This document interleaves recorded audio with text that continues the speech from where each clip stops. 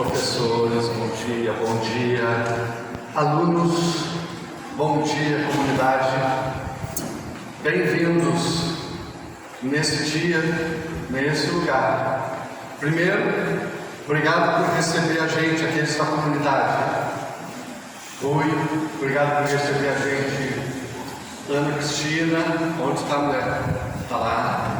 Obrigado por receber a gente na casa de vocês, a casa que vocês têm acesso. A gente vem aqui uma vez, eu venho aqui uma vez por ano, assim como muitos, mas eu agradeço a boa vontade de vocês abrir esse lugar para nos receber. E nós estamos mais uma vez conversando sobre Páscoa. E quando eu vejo essa mesa, eu fico me lembrando da Páscoa do Senhor Jesus. Aquele dia quando ele reúne os discípulos e coloca todos em volta da mesa, com o pão e o cálice. Ele diz para os discípulos assim, ele parte o pão e dizendo para os discípulos: esse é meu corpo, partido por vocês.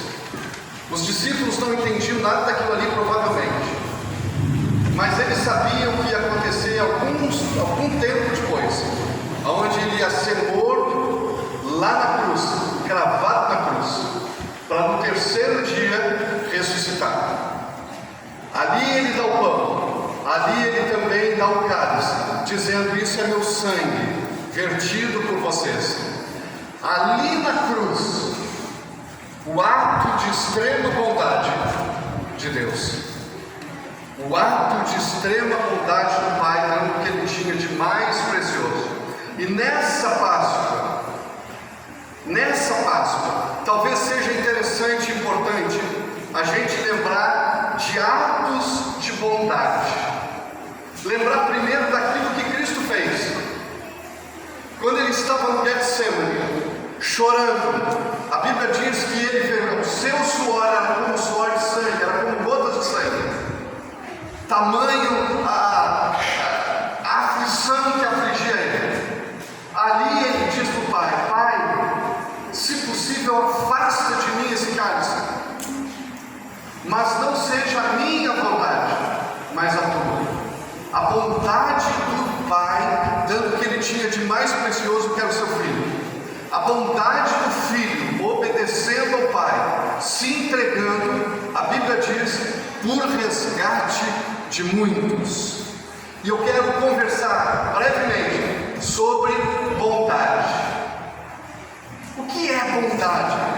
O que a gente entende por bondade? Em uma sociedade que vivemos, em que cada um se preocupa com o seu bem-estar, se preocupa com o seu umbigo, o que é bondade? Jesus se preocupou com o umbigo dele? O Pai se preocupou com o umbigo dele? Não. Ele se preocupou comigo. Ele se preocupou com cada um daqueles que está aqui. Por isso, deu o que ele tinha de mais precioso, que foi o Filho. O que é bondade?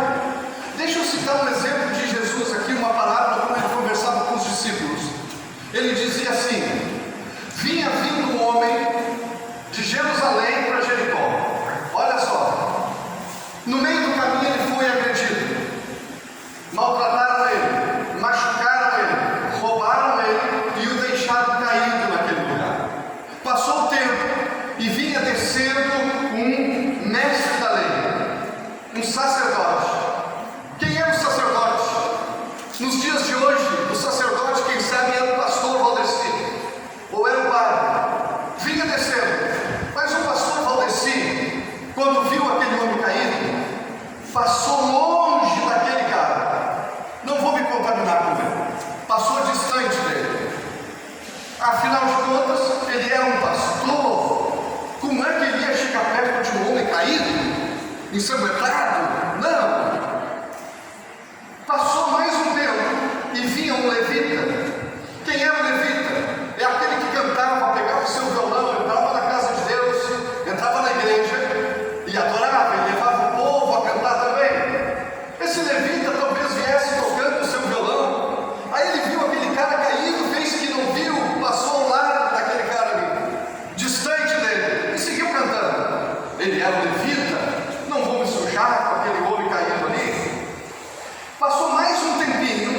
e vinha um samaritano descendo pelo caminho. Olha só, samaritanos e judeus não se davam, a Bíblia diz, não conversavam, mas ele vinha descendo. Talvez ele viesse batendo no peito dizendo: eu não sou digno, eu sou pecador, eu não sou digno de conhecer a esse Deus, eu não sou digno de estar na casa dele. Ele viu aquele homem caído, e a Bíblia diz que ele chegou perto daquele homem, colocou óleo nas feridas daquele homem, provavelmente judeu, alguém que ele não estava, uma raça que ele não estava, um povo que ele não estava, colocou óleo, atou as feridas, pegou aquele homem e colocou sobre o seu burrinho, e levou para uma pousada. Lá na pousada, ele pegou dinheiro do bolso para o dono da pousada, deu e disse: isso deve cobrir os custos do cuidado com ele, mas daqui a alguns dias eu vou voltar aqui, e se passou desse valor, eu vou cobrir os gastos. Está vendo o que é bondade? A Páscoa é sinônimo de bondade, de ser bom, e não apenas ser bom por ser, mas praticar bondade porque conheceu o que Jesus fez na cruz e quis ser igual a Jesus. Eu não sei, mas nessa manhã talvez aqui eu esteja conversando com, nós devemos ser umas 80, 100 pessoas aqui.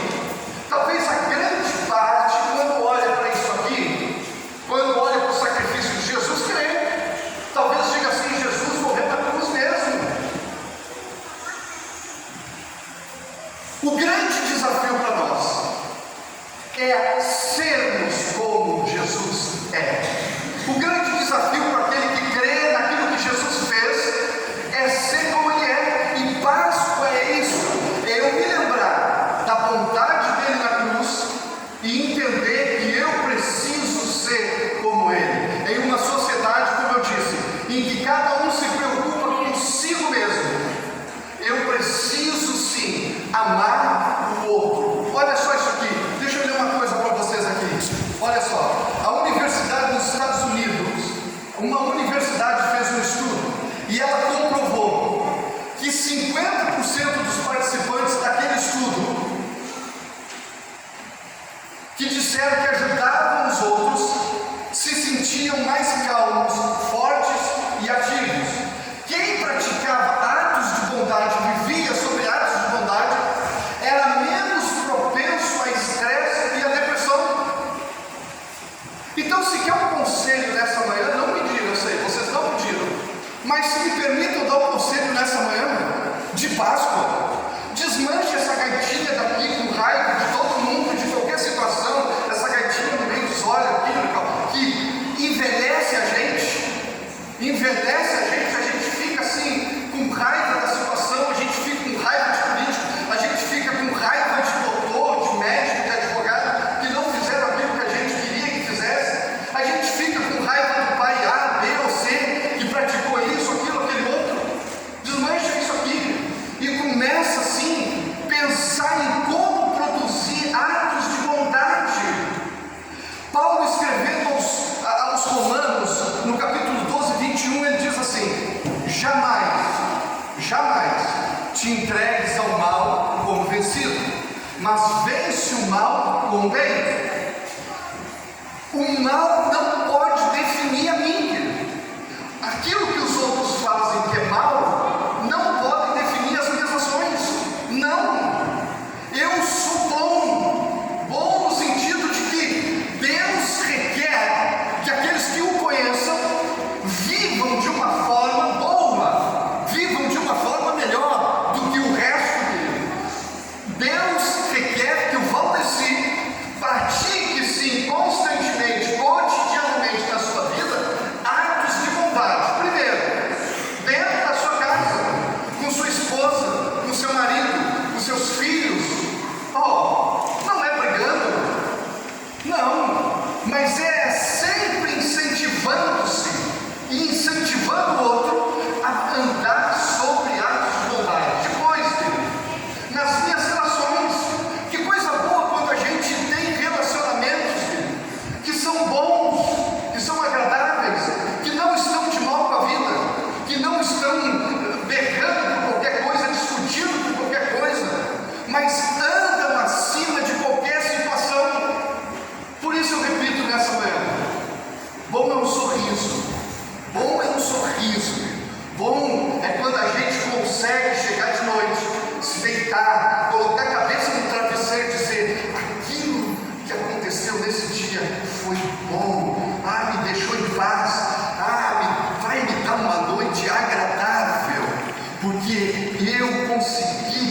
praticar um ato de bondade que nem eu sabia que eu conseguiria, mas eu consegui. Mas é isso que Deus requer daqueles que o conhecem e daqueles que conheceram o que o seu Filho fez na cruz do Calvário.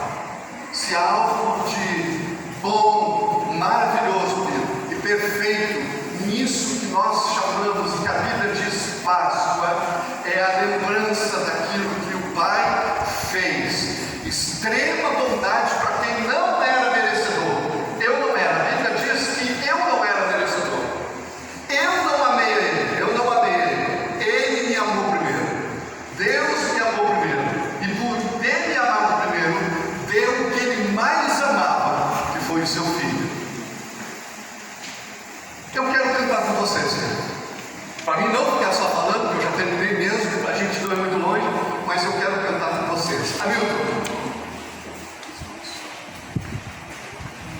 eu vou convidar vocês para ficar de pé, porque o meu som aqui também foi flecha.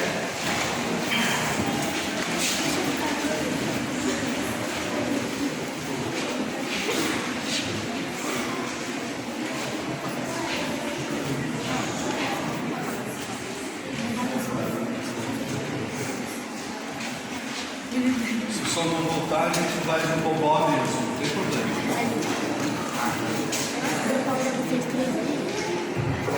Não vai precisar fazer mais bobó. Mas eu quero cantar com vocês. Talvez vocês conheçam a música que o Hamilton baixa um pouquinho meu.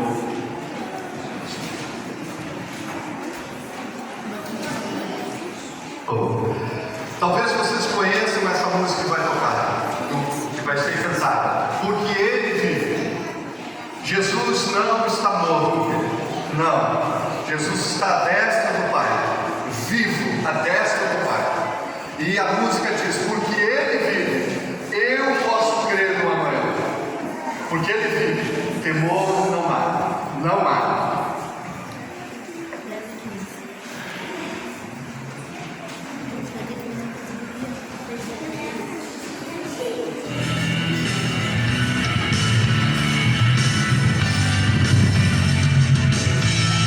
Porque Ele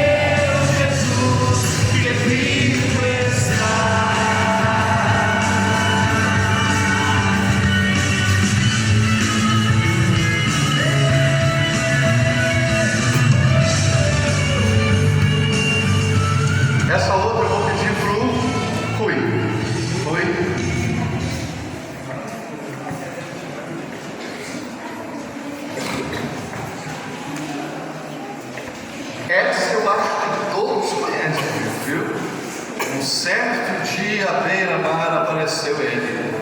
Essa eu acho que conhece.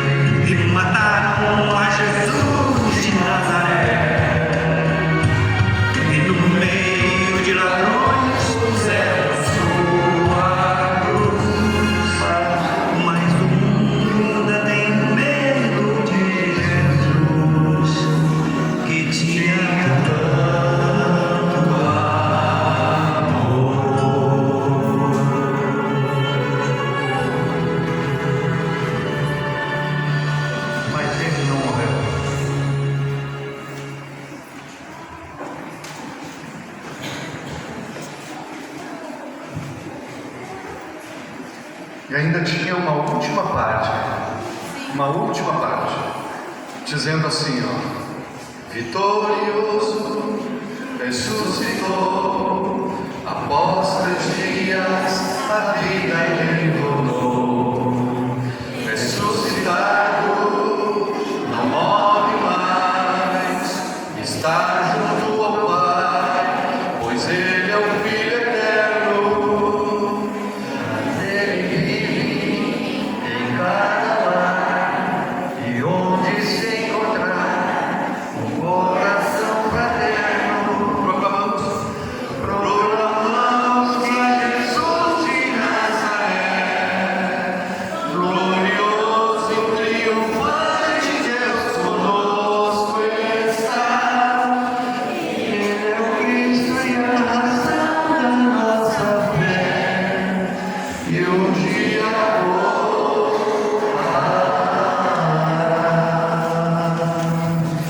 eu quero terminar essa parte nossa aqui, depois eu vou passar para a Lia, retornar para a Lia, pedindo para orar.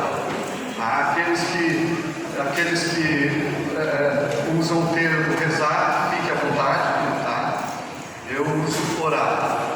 Então eu quero orar por cada um de nós, por cada um de vocês, pela casa de vocês e pela vida de vocês também.